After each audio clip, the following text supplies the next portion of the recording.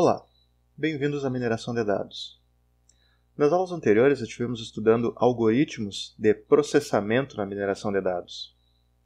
Ocorre que nos experimentos que fizemos até então, os conjuntos de dados que utilizamos estavam prontos para passarem por esse processamento. Ou seja, em tarefas nas quais precisávamos de atributos numéricos, nós tínhamos atributos numéricos. Nas tarefas que precisávamos de atributos nominais, tínhamos atributos nominais, e assim por diante. Ocorre que nem sempre, quando os dados são recuperados, eles são recuperados no formato necessário para realizar uma tarefa da mineração de dados em específico. Então, para esses casos, dentre a coleta dos dados e o processamento, existe a etapa de pré-processamento. E para isso existem algoritmos para transformação, redução, limpeza de dados, etc. Então temos aqui na ferramenta Weka carregado um conjunto de dados que consta de 335 instâncias e 4 atributos. É um conjunto de dados que trata de dados de carcaças bovinas do domínio da pecuária de corte. Então os atributos são a idade do animal quando de desmame, em dias, o peso do animal quando do desmame em quilos, o ganho médio diário de peso até o envio do animal para abate, e a idade do animal para abate em meses. Então temos aqui um conjunto de dados com todos os atributos numéricos. E podemos visualizar aqui algumas estatísticas sobre os atributos. O mínimo de 61 e o máximo de 520 dias em termos de idade do animal quando de desmame. O peso quando do desmame, mínimo de 44 e máximo de 260 kg.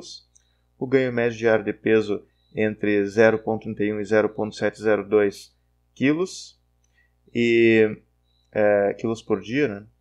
E a idade de abate em meses entre 19 e 44.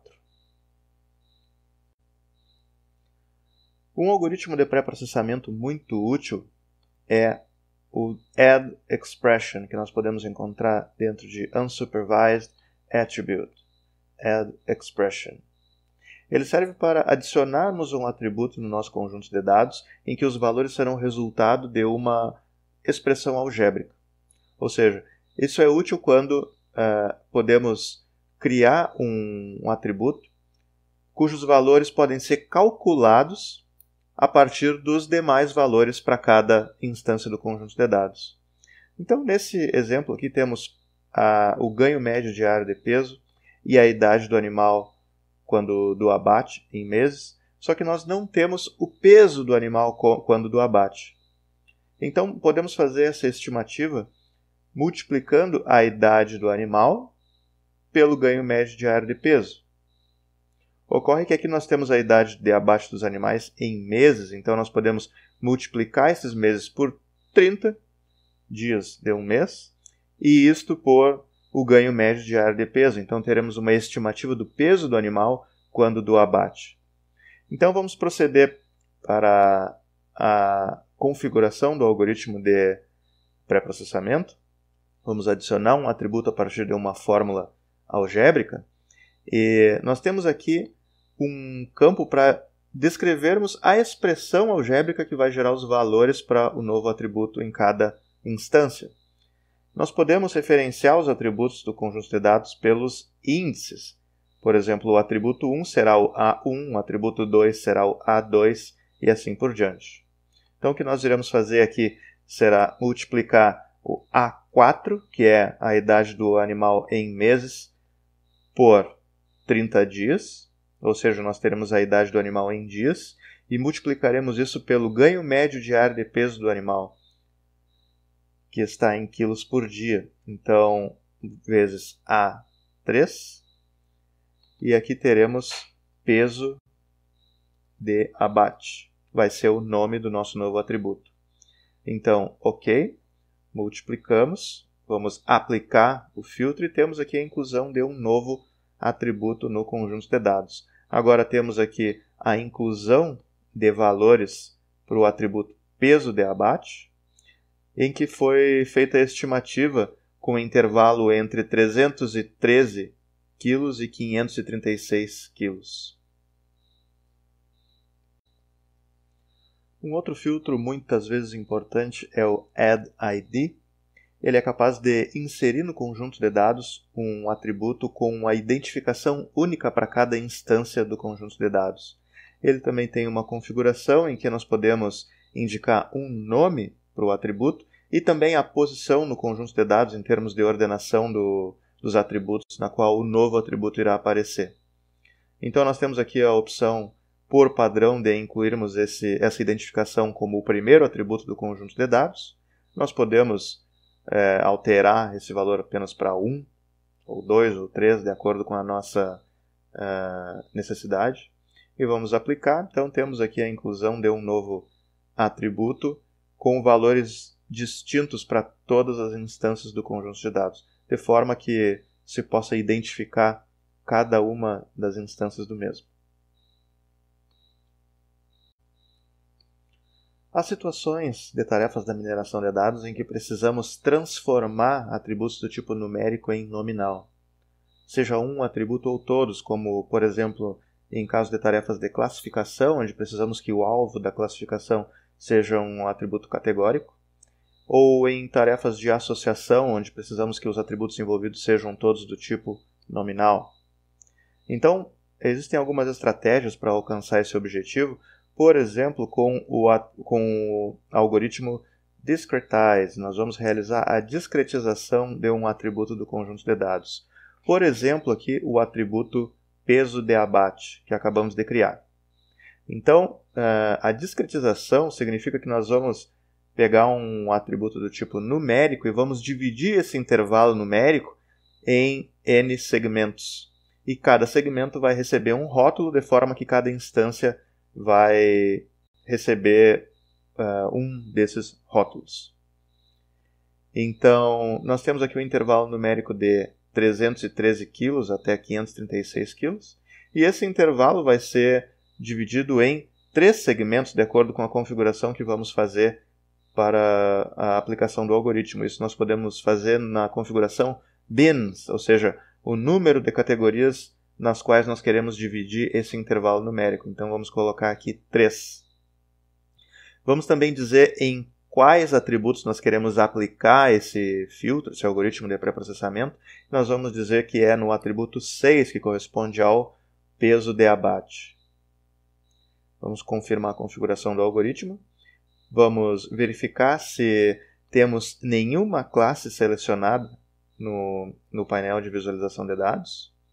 E vamos aplicar esse algoritmo.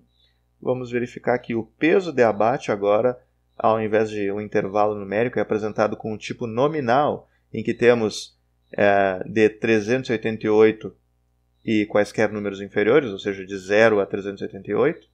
Temos outro intervalo de 388 a 462, que seria o peso médio, e temos de 462 para cima, que seria o peso alto. Então, vejamos que o nosso atributo peso de abate foi transformado do tipo numérico para nominal. Vamos desfazer então essa transformação do tipo de dado para verificarmos uma outra estratégia para a transformação de dados do tipo numérico para nominal. E nós podemos utilizar também o filtro Numeric to Nominal. Diferentemente da discretização, onde nós utilizamos a divisão do intervalo numérico em uma quantidade de segmentos, nós podemos transformar cada valor numérico distinto em uma classe distinta do conjunto de dados. Então, nós podemos configurar esse algoritmo para que seja aplicado em algum atributo ou um conjunto de atributos. No caso, nós vamos selecionar o atributo 6 e vamos transformar todos esses 335 valores então numéricos diferentes para 335 classes diferentes no conjunto de dados. Então vamos fazer o teste aqui aplicando o algoritmo. E temos agora 335 classes. Isso pode ser útil principalmente quando recuperamos dados de uma fonte de dados relacional bancos de dados relacional, em que frequentemente se encontram valores numéricos que representam chaves estrangeiras para algum campo de alguma tabela. E essas chaves estrangeiras muitas vezes são representadas por números, então, na ocasião de representarem um número consideravelmente pequeno de opções, podemos realizar essa transformação de forma direta, de numérico para nominal.